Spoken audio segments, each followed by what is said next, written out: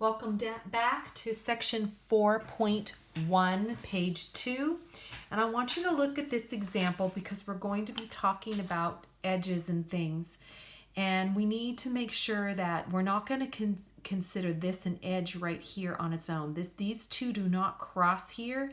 It's just the way the graph has been drawn. So we go straight from C to B.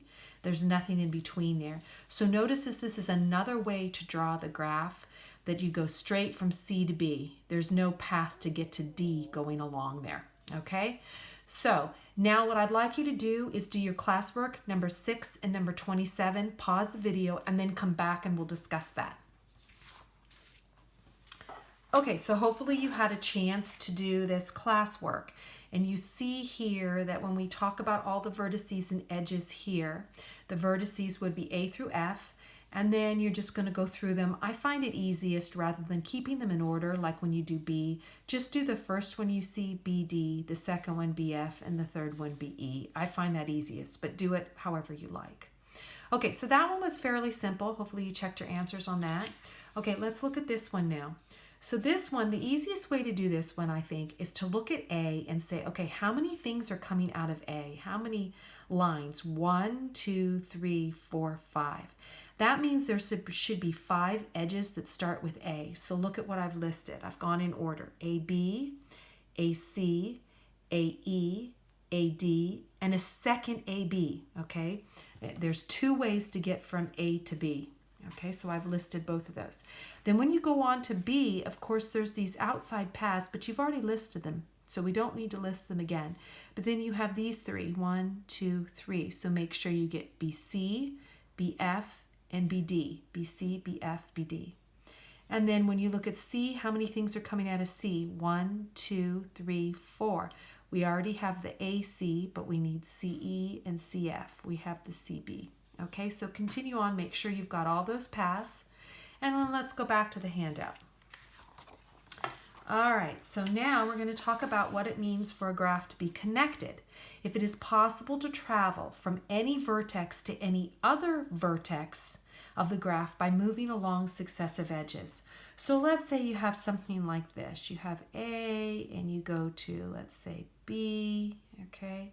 And then let's say you go to C, and then you go to D, and then you go to, let's say, E, and then maybe that connects back to C, something like that, okay? That's all connected. You can get from one to the other. But if you have something like this, where you have A and B, and then a completely separate triangle, let's say C, D, E, those are not connected. You can't get from AB to the one that's CDE. Okay, so that's an example. Okay, go ahead and try your classworks 4 and 6 and pause the video and then come on back when you have those done. All right, so hopefully you had a chance to do those, and we're going to take a look here at whether or not they were connected. Well, this first one here, you can see that the triangle is separate from the pentagon. They don't attach, there's no vertices here, so they are completely separate. All right, here though, you can get from any one of them to any other. So here not connected, here connected. Okay, back to the handout, and let's talk about the word bridge. So what is a bridge? In a connected graph, it's an edge such that if it were removed, the graph would no longer be connected. So if we take a look here, is there a bridge in this graph below? Well, here this square and this circle are connected by one edge, CD. So we would say here that CD is a bridge, because if we remove it, we're stuck. We can't get back and forth between those.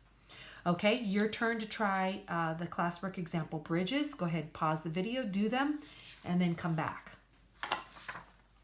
Okay, so here if we look at the classwork again, the bridges, you can see here that these two have a bridge connecting the triangle, which is CD.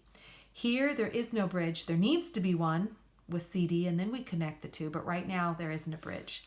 And here, how do we connect the rectangle to the triangle? Through this bridge, GC. Okay? All right, back to the handout now. So we have a couple more definitions, and they're at the very bottom here. It says, a vertex of a graph is odd if the endpoint of an odd number of edges. Okay? If it's even, then that means the endpoint has an even number of edges. So in general, the degree of a vertex is the number of edges joined to that vertex. So if we look here, here's a vertex. How many edges are coming into it? 2. So we would call that even. Okay, that's it for page 2.